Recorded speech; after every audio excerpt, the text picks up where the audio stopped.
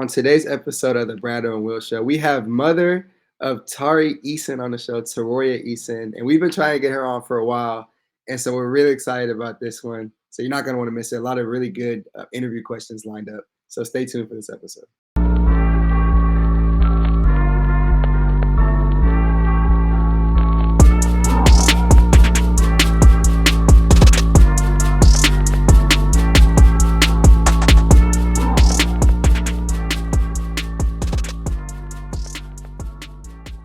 All right, y'all heard Brad on the intro. Today is a very, very special episode because we have a very, very special guest with us today. This is her first time, her podcast debut. We have Mama Eason, mother of Houston Rocket, current Houston Rocket, and hopefully Houston Rocket legend, Tari Eason. She's joining the show with us today. How are you doing? How's your day been so far? I'm well. We are at Media Day, so we're back in the saddle. I'm excited. We're glad to have you on. Yeah, we've been excited to have Miss Eason on the show for a long time. And if you aren't tapped in with Miss Eason on Twitter, she's a must follow. She's hilarious. Gives her raw emotions during games, even outside of the games. Yeah. And shout out to Rowdy Maya for the earrings. Yes, absolutely. Yes. Another Rockets Twitter page. And you guys will plug her like some way, right? Absolutely. You said you do that. I've ran into her at so many games now. She's an amazing person. So yeah, we will definitely make sure we shout her out. We like the whole like the Rockets fit. You got the Rockets bear in the background with the Tari jersey. Like yes, he's here as my right hand man. If I can't answer something, he's just like. Got you. I know as a Celtics fan, I mean, I know Brad, that's the first question Brad has for you. I know as a Celtics fan, it's like hard to wear this much red, so we appreciate it. Oh, it's been trying. It has really put a test to my true heart of green. But, I'm wearing my bracelet now, and the Celtics will always have a space. They are always special. Yeah, so Will and I talked before the show. We were like, how is she from LA and she's repping the Celtics? I'm a Celtics fan, by the way. Yeah, so you got to let the people know why are you a Celtics fan coming from LA? Well, my parents, I'm from, again, born and raised in Los Angeles, but they're also huge basketball fans. And this was the big time Lakers era, right? I was very young. So think of the 86, 87 Lakers. I think it's about the time that I made the switch up where they broke up, and to piss them off, I became a Celtics fan. And it's kind of been my life's goal to piss people off. And I figured that's just who I am. So I rode that wave, and it's worked out so far. So yes, that is how I became a Celtics fan, and that is why I'm tried and true and will remain. And I am wearing my little shout out Nike little bracelet that I wear all the time. It's kind of worn out and loose at this point, but it used to kind of fit on me. But I wear it all the time, even when I'm at Rockets games. And I know it's bad, but it's the spirit of the cult that I'm in, the cult of basketball. The one true cult is sports, of being a sports fan. I think that one of like the coolest moments, I know Brad has talked about it a lot, at least for us, was the moment Tari's rookie season where the Rockets played in Boston and you were in the stands and the camera like flips when Tari checks in and shows you kind of passionately. That's such a good moment. I lost it. Yeah. I lost it, and it hasn't come back. It was one of the most, if I could come up with the right words, they probably would flow right now because I've never lost for words, but it was incredible. It was gigantic. That's what it was. That in that moment, in those seconds, just seeing him check in there and being in the garden and having my son be the first time ever. I could have gone so many times, and I think over the course of my life, there was a few opportunities, and something always got in the way. To whether it was like kismet and perfect that my son be the reason I walk into the garden for the first time. Man, I was crying from the moment I got in there. I was just completely bitched up when they took me down there to walk before the game started, and I got a couple things signed by Jaylen Brown and Jason Tatum, and I was very excited to get those things. But nothing more exciting than to see my son check in to play against my team for the first time. Because, like I told him, when he plays the Celtics, he's playing against, me. So he takes it very seriously. He's always played well against them. So I don't know if you guys have that. You guys are into stats, but he does. He always plays well in LA too against those LA teams. When he goes home, he plays well. So I think it's kind of an omen. Yeah. So of course, it's extremely cool to see your first son playing the NBA. Yes. But you might have a second one going to the NBA one of these years. I think we talked about it before the show. 2031 would be the year Tega Eason would be eligible for the NBA. So could you talk about maybe his basketball aspirations and how it's been? Tega is a hoot. Tega is peso on steroids. He is a vibrant player, and he's better than he was at this age because the skill set that they require for bigger guys or whatever stature you are, they expect everything out of the same player. It's not big guys in the paint just waiting around anymore. You know what?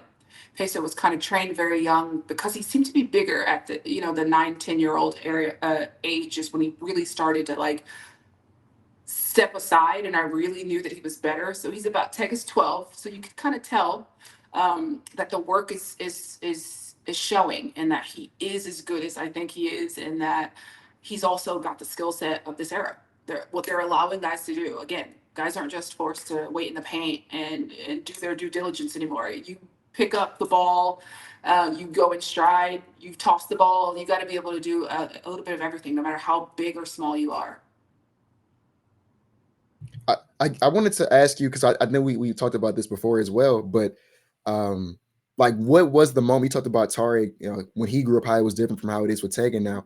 When Tari was coming up, how did he get introduced into basketball? How did he fall in love with it, and how did he know that okay, I'm gonna make it to the NBA one day? I would say he's just grandfathered into this incredible cult that the good cult, the sports fan, you're gonna sit here with me and watch this shit, and we're gonna ride and get excited, and it's ever so often lightning strikes, and it multiplied. It wasn't just my love for it being kind of instilled in him. He liked it just as much, and I would talk to him just like this, even when he couldn't speak, even when he couldn't hold his head up. I'm propping him up, we're watching the games, even with a pillow, and he was very excited to watch it, and then further to learn it, and then to become it, and then to take his own baton and run. But it started very young. And we watched a lot of Kevin Garnett. He was forfeit. Timberwolves Garnett. He was force-fed KG. He's just one of my favorite players. I love the way he plays basketball, and he was definitely, strictly at some point. There were some times when we were just watching that tape when he was really little, when he really wanted to be a hooper. I'm like, this is who I want you to watch. Now, don't just watch Kobe. Don't just watch Jordan. That everybody had their ideals, but that's how it started. Just watching. I kind of fed off his passion. I loved the game, but he happened to be good at it and also love it. So it's incredible. I want to say, to kind of transition to this next question, Brad touched on it a little bit in the intro. Miss Eason is probably the best follow on Twitter, especially during the games. I know you have the newspaper thing now. Whenever something goes on, we know that she's on the TL talking about it. But yeah, me and Brad were also very avid on social media as well. I wanted to ask you, did you know how, I say this as a joke, but I feel like it's real. I feel like Rockets Twitter manifested Tari Eason in a Rockets jersey. I don't know if you were aware. Yeah, I do. We wanted him the whole time. Rumors got a little ugly. Yeah. You made him look like he was, what do you guys call it? Mead? Yeah, it was called a mid. Yeah. So you guys made him seem pretty mid, and it worked out in your favor. I think that's kind of the Rockets thing. I'm kind of watching you guys now as I've seen multiple draft classes come in. It's like, oh, let's just start a buzz that he can't see. Turns out if the ball moves too fast, he's all he loses vision in his right eye. Whatever fucking works. You guys got him. Yes, I remember our fan base from the moment that they said it was something as bad as he couldn't. They said it's interview, which you gotta find something better than that. That kid is one of the most articulate kids on the planet. He was We heard in the talking media day very, Yeah. I think that's what the rumor was. Like he was either a little slow. I don't know. It was hysterical. It was hysterical. I think it was along those lines. And his offhand, they said his offhand was really bad. That's what they were trying to say. Oh, he couldn't go left. They JB'd him for a while. I mean, they JB'd him. I still think they still JB him, but they, make him go left kind of thing. And he can go left, fellas. He can go left, ladies. Yeah, it's all coming. Yeah, I was gonna say. Yeah, look at us. I was gonna say I know from like the moment that they announced that we at the 17th pick in the 2022 NBA draft, at least for me, I know Brad as well, and a lot of people on Twitter, we were like, I think Tari Eason is gonna be there with that pick. Like that's the guy that we wanted. And I remember I don't know if I told this story on the draft, on the podcast before, but at the day of the draft in 2022, we went to a watch party that the Rockets had thrown, and we were like, all right, we know we got Jabari at 3. When pick 14, 15 was coming up, they're like, hey guys, put your phones to the side so we can just be surprised with whoever we pick. Like whoever we get, just put it to the side. Mm-hmm. And so I remember, like I said, the whole time I wanted Tari. That's the guy who I was like, hopefully he's gonna be there. And so I remember this one guy, shout out my good friend Kaz. He went to the watch party with us, and he didn't want to put his phone away, so he went up to sit off to the side and was like he wasn't going to spoil it for the rest of us. And so I'm looking at his face when he sees the notification come up, and he like gets mad, and I'm like, what are you doing? Like what did we just do at pick 17? Why are you like that? So I don't know what's going to go on. They say Tari came up, and everybody's happy. We're like, oh yeah, we got Tari. I asked him, I was like, why did you do that? And he's like, I want to throw you guys off. He's like, I knew we got Tari. I want to throw you guys off. So that was the guy we wanted the whole time. It's I see. This is why I don't do these things, because I'm gonna start. What is it called? What's the new word? It's not something that I totally am. It's not a babbler, but what is it called when you yapping? Yapper. I am. It's certified. Okay, certified yapper. So yes, we knew they come to the table. So there was actually some recent buzz that came up with, I think, Angel Reese. I forget what it was, but she was talking about Teaspoon and talking about I'm at the draft, or I was here because of you.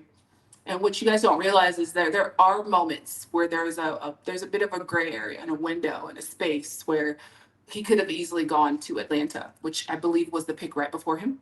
Yep, AJ went there. And yes, and shout out to AJ. I didn't get to know him, but shout out for him knowing what he wants. That's so young. That moved me. Shout out to him. But yes, he would go right before him. But let's just say that was on the table. And my son very much decided to, it was in his best interest that, in talks with his agent, that we just allow that to go, surpass that and come to Houston. So Atlanta was not home for him, but it was, if you will, on the table. So I'll let you in on a little dark secret of the draft. There is a space where you just never know. It depends on the team. It depends on the need. It depends on the player. And yes, I think we lucked out and coming right where the universe needed us to be. I mean, it's you guys, you had me already. If we go back to the way I was tweeting and the conversations we were having, it was a magnetic pull. You guys knew what you wanted. I feel like he's exactly where he's needed, and everything worked out. I 100% agree. Like, I'm happy all those things were said about Tari Eason, and he's a Houston Rocket. He's not the slow parts. You guys could have here's the thing, coming on the next draft, let's talk about this, fans. Let's talk about this real quick. When you guys decide to start rumors for the next few guys come in, do some research. You can't call them slow if they were in like gifted and talented classes and they're articulate. Come up with something else. JBM, talk about the fact that he can't go left, or again, say something about his eye twitching. Come up with something else, but you gotta make it match. You gotta make it make sense, because one day their moms are gonna come in here and be like, "What the entire fuck? You said he was slow." Right. Come on. Yeah, well, look, like I said, I'm happy they say he was slow because he's a Houston Rocket. He should have been like top 8, top 7. No. In a redraft. You won't get my argument. I'm not fighting you. I'd have to look at a redraft, but Will, what were you gonna say? I would say I'm not just saying this because we have his mom on the show and he's on my team. I think in a redraft, he objectively would go like top 10. And that's just off the top of my head. I'm not You guys really don't sure. want me to, you guys can't get me started on this because again, I will say too much. I'm gonna let Brad, but that's okay. I'm gonna let Brad ask the next question. And while he's doing, I'm gonna look up that draft and see where I think he would go in the redraft. But yeah, I'll let you take it. Perfect. Think about it first. Yeah. Because I feel like I feel like he confidently will go top 10, and I think he might go a bit higher than that. That's a confidence base. Yeah. And really quick, while Will checks on that, we were on the topic of Rockets Twitter. So one of the biggest things you're known for on Rockets Twitter is your disdain, which you share with Houston Rockets fans, is your disdain for the Golden State Warriors. Fuck. I'd love to hear you talk about why you dislike them so much. Hate to bring my water bottle. Product placement. If there's anything I ever want to be sponsored by, it's probably water, and this is the best. What's the brand? What's the brand for the people to know? What is it? Oh, you don't know? Naive. Okay. I don't care what anybody says. It's just hot or cold. It always feels like, pure water. It don't taste like pennies or quarters. Noted. I haven't had it. I encourage you to have it. It's delicious. If water can be delicious, and for me it is because that's what I drink. But now I forgot what I was going to say. We're talking about the Golden State Warriors. No, don't remind me. The goddamn Golden State Warriors. I got you. How could I forget? The horror. And remember, I'm a Celtics fan. So I got stung by them. You know what I mean? They left me on the ropes. Mm-hmm. They left me on the ropes multiple times. They left me on the ropes when you just follow LeBron's career. All of it's just so painful. I can't with them. And it really boils down to that one, you know what I mean? One source of angelic power that they call Stephen Curry and his incredible ability to see the basket like I don't think anybody else has ever seen. The eagle eye. I mean, I do believe that athletes are in some way like superheroes. Like my family really obsessed with X-Men. So I do feel like we're all X-Men athletes in general. The world isn't made for tall people. You got to give us that. So yes, I do believe that athletes have that extra oomph of superpower and essentially X-Men. But he is got, if they did an athletic version of X-Men, they're going to have to come up with something else. They already have Hawkeye, right? I don't know if it's Eagle Eye, but he's got something where it's unexplainable, like what he can do and how he sees the basket. Because it's in 4D, right? Where everybody else, it's a hoop, but for him, it's in 4D.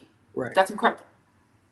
I'll say for Rockets fans, we played them, I think every year, but maybe 2. I want to say it was 4 years they played them. Like I said, during that James Harden playoff era. You guys, they had you on the man. ropes. They did us so bad so many different times.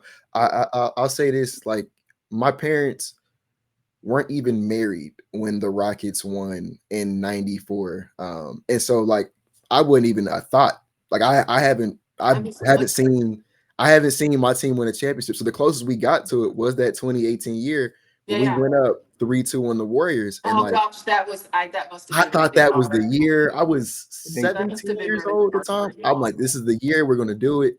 Damn. The refs, I'm gonna say the refs cheated us that year. We didn't get to do it. But yeah, so for me, here's the thing. I think they had the momentum and they have a guy who everybody again has their X-Men powers, but his is just a step above, which makes me literally hate him. Like, you know what I mean? Like, it's a deep-seated anger, right? That I feel in a disdain for his character in this movie of athletic X-Men. That I know that he is athletic adventures, whatever. So, yeah, it's hard. There's no way I will ever be a Warriors fan. That would be hard. If one of my kids ever had to play in Golden State, that I don't know. I pray that never happens. I think the Lakers would be worse, though.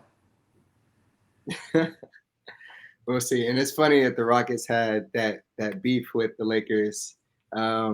during the season, and Tari was getting into it with one of the Lakers players. I forget off the top of my head which player it was, but that was the same day Udoka said the Rockets were playing like a bunch of punks. So I'd have to go back and. Hey, this is the coach of my dreams. Are you fucking kidding me? I'm telling you, I feel like it's all manifesting.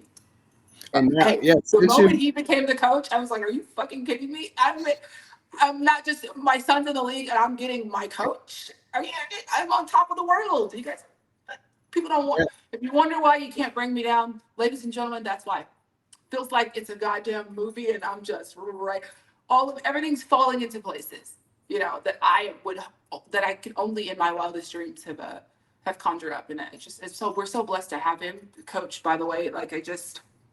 I don't think you guys realize, we could talk about the Warriors all day long. We could talk about the Celtics and their eras, but the Rockets, this is fucking time. Remember this moment, because I'm telling you, by way of manifestation, you call it belief, you call it just belief in my son, you call it overconfident. I don't give a shit what you call it. This is our time. There's a momentum and the motion and everything is going to fall into place. And we got a hard-nosed coach and he's going to put those guys in order, in the correct order. Wherever the chips may fall, trust me, he's going to make sure that they fall, in a dominant place. Yeah. I was going to say, you literally self-segued into one of the questions we had lined up for you. So that was perfect. We were going to ask. Yes. Yeah, you did it perfectly. We were going to ask what you thought about Udoka's leadership. And I truly believe when you ask what is Ime Udoka's kind of player, it really describes two Rocket players, Ime Thompson and Tari Eason, because they embody everything that he wants to do on the basketball court.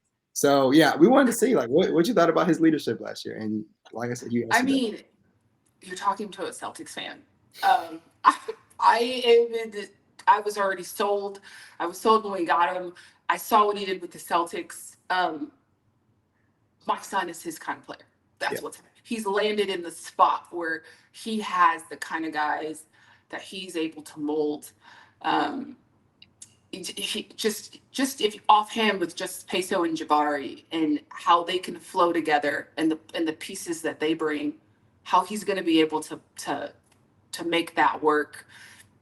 If he's the chess player that I know he is, he's got the pieces, and we're checkmate, bitch. Yeah. The Houston Rockets. Yeah. Everybody's going to change under him being at the helm. Let's be clear. I want you guys to know that every player that you thought you knew months before we got Coach Udoka is going to change with him at the helm, because it's just what he does. And his expectations of a player are to be a certain way.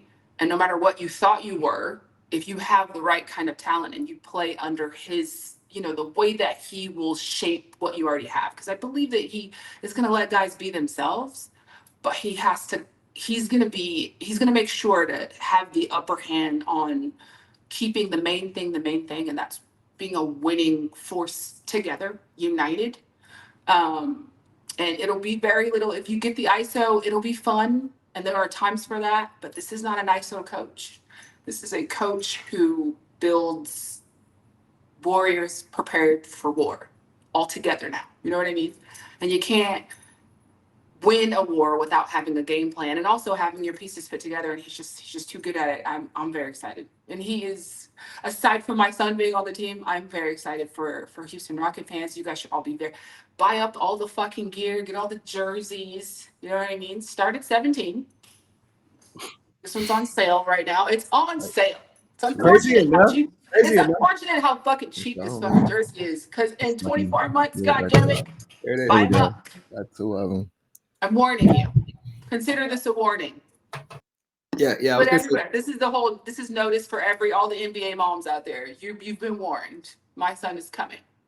Look, Will messed up his connection trying to show you his jersey. I was gonna say, he'll be back. He'll be back. He'll be back. It's on him. He'll be back. I was gonna say, crazy enough, I don't have a number 17 jersey, and that's my next jersey. So next time you see me at a Rockets game, I'll be rocking that 17. Yes. So I love that jersey. You know me. It's my fave. And it was One thing that I didn't think we would talk about was his transitioning from like being 13 all those years to coming to the Rockets, and clearly because of James Harden not being able to wear the 13.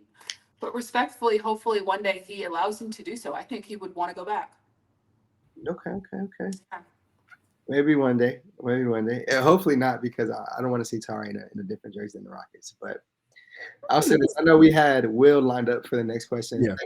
What you got, Will? Okay. Yeah, like Brett said, I messed it up trying to show off my Tari. I got so many. I have a Tari bobblehead over there. But yeah, the next question.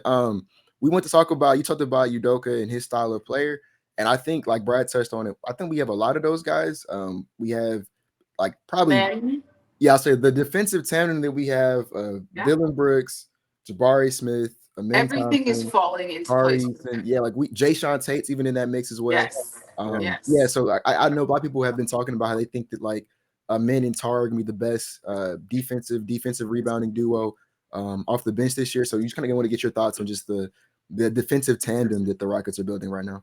I think defensively they've been on the best trajectory possible, because for a while they were the worst, right? And so it's slowly starting to shift, and every piece is falling. Steve's here now. People don't say it enough, but Freddie plays defense. Okay, yeah. There's a bunch of little guys out there who like to just hoop and they like to shoot, and Freddie's not one of them. Do you understand what I'm saying? Read it defensively, handsy. We got everybody is playing defense from the top down, from the head of the snake to the guys in the paint. He's going to require it, but luckily enough, these guys are already doing it. Jalen Green last year, are you kidding me? Shout out to Jalen Green and his defensive uprising in the end of the 2024 season. I am very proud of him. Very, and that is all testament to Ime, and just some things you don't take shorts on, and that is that what your expectations are of an entire team, and that we all play together to win. And defense has to be paramount. It has to be, you know what I mean, on the top floor. If we're ever going to get to the penthouse, we got it. Like all the defense has to be something that we're striving for. It's on the bottom floor, and the easiest thing, we want it to come as naturally as possible, so that when they get to the top, everybody's doing it. But Freddie does not get enough defensive credit. Let's be clear. Freddie is handsy, and we appreciate deflection Freddie. I think he's up there in number as far as stat wise, right? Right, that's your department. Yeah, I was gonna say Fred pretty much invented like the little steal blocks. They call them blocks, but they're pretty much steals. He's swiping. Yes. He's swiping. I always found that tricky. Yes, the steal block. Yeah, I found that interesting how those were, how the phrasing it goes in the league and as far as basketball universally. But yes, Freddie, I'll call it handsy. He does his dirty work. He is not a one-sided guy.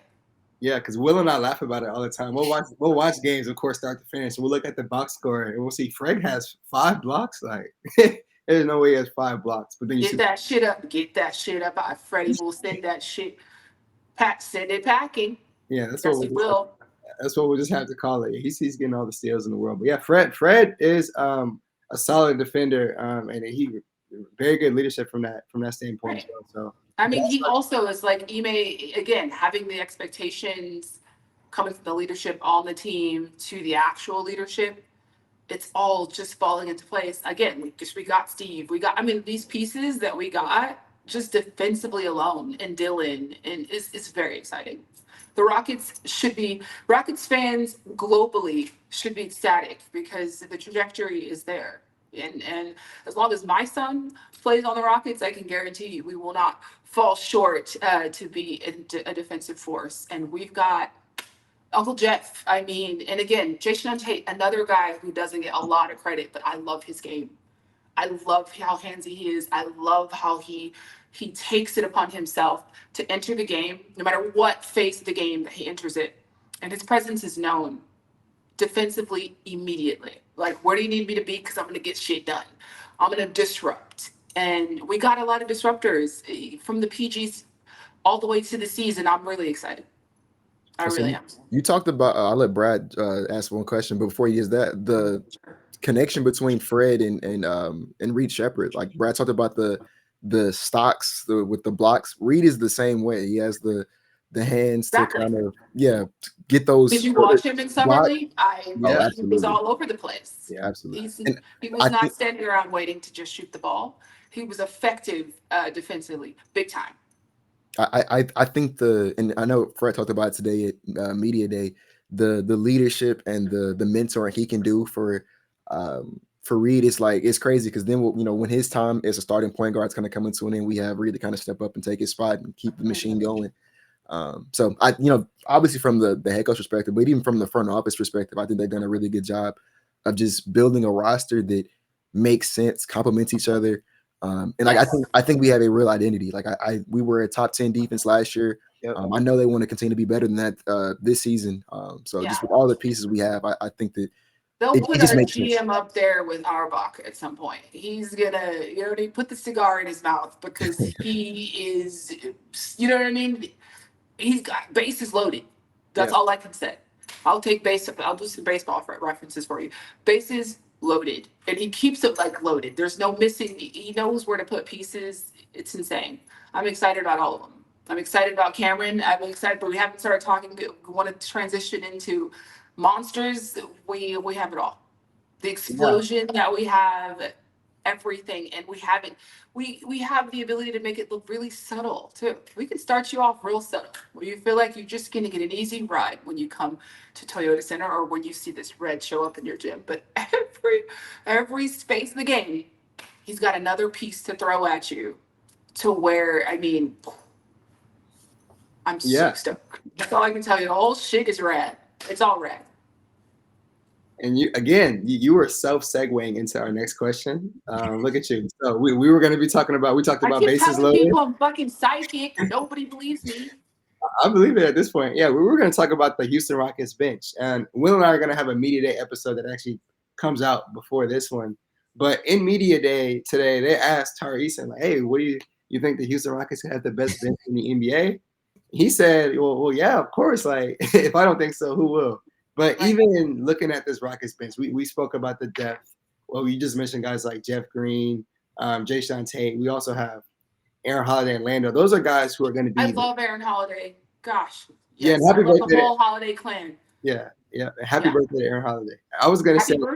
Happy birthday, Aaron Holiday. Yes. Yeah, those are fourth string guys for the Houston Rockets. Third string guys. Insane. Yeah. So that bench unit that we're going to have lined up right now, we have Reed Shepard, Amin Thompson, Cam Whitmore, who we spoke about was going to be a monster. Your son, Tari Eason, we know about him. And then big Steven Adams. Boys, man. The bench boys are, listen, if you know me. I mean, I'm an advocate for the bench boys. My kid is the first bench boy to ever be first team all SEC and six man of the year. It's never happened in all of the SEC. And I think Devin Booker did it slightly close, but he was like second team all SEC. Because you're not supposed to be first team anything and also coming off the bench. But guess what?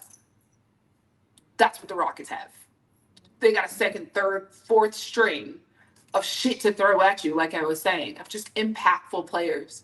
To be honest with you, if they wanted to go anywhere else and they were stuck going with anywhere else or put anywhere else, a lot of them will be starting guys, period. It's not even a question. I agree. And this is what Ime has, in his arsenal. This is what he has in the clip. Right? And most people would start with this in their chamber.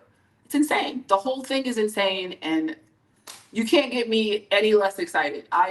There's the moon, and I'm like above the motherfucker. You know what I mean? Moon me. Yes. So the Rockets, again, that bench, in my personal opinion, is people, if you're not a fan of the Rockets, they will hate this, but I think it's the best bench. Deepest bench in the entire league. Any one of those players can play. I don't see. Throw another bench at me real quick. Let's do. If you want to do comparison, okay. No, we can't do this because I'm gonna be yapping here all day. That's okay. No. That's the point of the pod. No, you guys are setting me up to fucking. No. I'll land it and say I think that any one of our 5 bench guys could be a starter on a different team. Yeah, I think when you say that you have that many, like the quality of your team is so good that the guy coming off your bench could be a starting on another team. I this think is absolute though. This is not without. There should be no doubt here. You know what I love about being a Rockets fan, which I never thought I'd be saying this out loud, but the Look at you. most exciting thing about it really is when I like the doubters. You know what I mean? Yeah. And people keep wanting to shut down bandwagon. Not me. My bandwagon door is open because they're going to keep coming. Wait till you see the floodgates shall open. But we must remember the day when I'm trying to explain to people in basketball, in clear basketball terminology, etiquette, if you will. If you actually watch the game of basketball, how incredible of the flip that they did just in 1 year, right? To imagine what's going to happen, next year. It's all very much, it's insane. I'm excited. I can just keep saying how excited I am, and I can talk about this all day. Same. I the last question I have for you today was kind of talking about, like, you did it again. You kind of segued into it. The expectations for the Houston Rockets this season. I know me and Brad have talked about it a lot on the show. Yeah. I don't want to set you up to just put a blanket statement out there. Me and Brad think we're gonna make the playoffs. That's how I feel. I want 55 games. 55. Yeah. I love it. I said 53, in which I feel crazy. I'm calling 55 games. She has spoken. Maybe we'll get some bets. Remember, I have that bet, and I won that. Yeah. What was the bet? How many games did he say we weren't gonna win? I said, well, he said we wouldn't win 20, and I said, well, Lord the fuck, we're gonna win 40, and we won 41. Okay. And he has to wear my son's jersey on the 17th of every month. Yep. For the rest of it, like for an entire calendar year. So we have time. Yeah. The thing they talked about a lot today was, I think everyone who spoke said they want to make the playoffs this year. I know me and Brad said it. I didn't watch that. I didn't watch any of the media coverage. I wait for clips. I wait for you guys. I really lean on Rockets Twitter. But I didn't watch it live. I didn't. I had to get some things done around here, and I'm also my son's fucking personal assistant, and we have business outside of just trying to help other organizations. It's Domestic Violence Awareness Month coming. Woohoo! I don't know if you guys are. Make sure this makes it on there. That's very huge for our family, because my aunt was murdered along with my grandmother, and on Mother's Day years ago. And so domestic violence is a huge fight that we will always fight, and hopefully try to eradicate the Easons in our time on Earth. And that's the plan. So it starts October 1st, which I think is tomorrow. So I had a lot of meetings on getting things done this month that we can try to fit into our schedule and get Peso out there and do some interface work with the young people on the subject. That's amazing. So I didn't watch Media Day. I promise I will get. I'm gonna get it from you guys. I know you guys have all the clips and all of the stuff, all of the info. Yeah, I'm sure the Rockets themselves lean on you guys. If they're smart, lean on humanity, lean on the fans. Speaking of that, wait, you know what? Finish up, because then I will let you know just one last thing. There's some things I wanted to do with the fans this season. So yeah, look again. I'm passing it right back to you. Whatever you were gonna say, go ahead. This is your show. Well, I mean, I feel like if we are all on the same page, we expect the Rockets to go back to your expectations. They're high. Mine are fucking high. I mean, my son's out there. You guys see how I do him? I drag him when he's trash. You know what I mean? I drag him. Tega almost went to a game through 75% of the game with a donut the other day, and I literally just had to scream on the court. I'm like, look, no matter what you do, we do not fucking leave games with a donut. I don't care what you do. I don't care how you got to figure it out. Toss one up, and it has to go in before we leave this game. Just, that's how I am about my kids, and being very straightforward and looking in their eyes, and everything I say is with conviction that the Rockets are there. We've got the coach, got the pieces.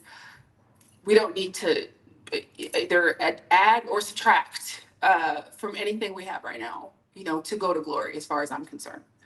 And I'd like to spend more time with the fans, like when we have some time off where we're not at home games. And so there's his name is Jesse. He owns Jesse's Burgers and Shakes. We're gonna maybe do like a karaoke night here and there. Shout out to him too, because he just got married.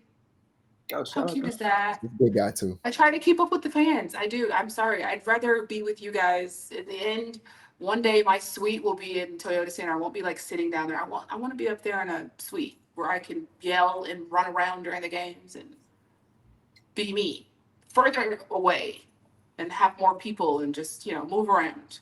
I'm a mover. Yeah, I was gonna say for the next Rockets game, well, we'll speak about it. I live in Atlanta, so it's hard to get to games, but Okay. I'll be down the first week of the season and during Christmas break. So I'll be in Atlanta. We could do something in Atlanta. Oh yeah, but I don't want to be doing this. I'm not on camera. Look at all of this I had to do. This is the work I would have to go. No, we could do voice stuff if you want to just hear me fucking yap. But I don't have time to be getting pretty. Shout out to all the media personalities who like have to doll up before you know what I mean, get into talking about what you love, because I just love this game and I want it to be about, the game and about, I'll hang out on Twitter here and there, and I'll see you guys in person a lot. Whenever you come down, you let me know, as you have been. Look, I'm on your show. You got me here. You know how many podcasts. Shout out to everybody who's invited me on your, and I'm sorry. Please do not be pissed that I chose these guys. It was because of, God, I lack of a better word. It wasn't about energy. I think it was just about the right timing. And I just don't like to do this shit. I'm not actually wanting a spotlight. I want to love basketball and I want my kids to be good at it. And I like fucking tweeting about it and yapping. I don't need a camera and a presence and a media presence and an outlet. I don't want to show. I don't want any of that. It's about the kids. It's about my boys. It's about the game. It's about the Rockets. It's about the Celtics. But I did this for you guys because you were relentless, and I like you guys. I like you guys. We appreciate you. Like this means a lot to us to finally have you on the show. We got to party. We got to rock. Yes, and that was literally our last relevant question. Unless you want to call this one relevant. The last thing we're going to ask you was, it could be quick, go in detail. Sure. I know you said you're a Yankees, and that's perfectly okay. We were going to ask you what you thought, about Houston so far. Maybe some of your favorite things or favorite food spots. The city? The city. The sad part, I don't fucking go anywhere. It's so fucking hot, and I am from LA. Okay, do you know how hard? Hello, do you know how hard it is to be from a desert girl to say I can't? The humidity, but it's it's toned down. But and you guys will deep fry a couch, so I do love that. Shout out to every restaurant I've ever been to. The deep fried, they will fry everything. I like Breakfast Club. I like Trattoria di Sofia, which is not far from my place. I love their pasta. I like Star Pizza. I like Big City Wings. I think we lost Will. Did we lose Will? There we go. He's still there? Oh, No, I'm here. I like Big City Wings. Shout out to Big City Wings. They're talking about places like I eat frequently. Gosh, I can't think of that place by the airport that's really good fried fish and shrimp. I can't think of it. I know how to get to these places, but I don't necessarily know the names. And I also don't leave my house, so I have to get out more. I went out to like a chef's thing, like a chef's farmer's market or something yesterday because the humidity was low. And I'm like, I'm going to finally go outside, and I got invited. And typically when I get invited, I just say no because I don't want to leave the house and be sweating. You see you guys ever see how my son sweats? Yeah. I mean, because he plays himself to exhaustion. That's what we love about Tari. I don't want to be sitting out there sweating and just, he gets that from me. We are sweaters. It does help with the youthful look, though. I will tell you that. I learned that in science. Like, the sweating is helping, release toxins or whatever, because we are sweaters. But that's all for food, I don't really go anywhere. I'm bad. I can name some of the fancy restaurants, but that's not going to help the people. You guys tell me more. It might help the people. You never know. No, I don't think that's fair. I don't want to gloat. No. Yeah. Tell me where all the hot dog stands. That's my guilty pleasure. I like hot dogs. Have you had yo-yos? No. Try Is that one where it's like a corn dog and they deep fry all of that? No, it's a I don't even know what style of hot dog it is, but it's down. So I think it's on Washington. I recommend it. It's really good.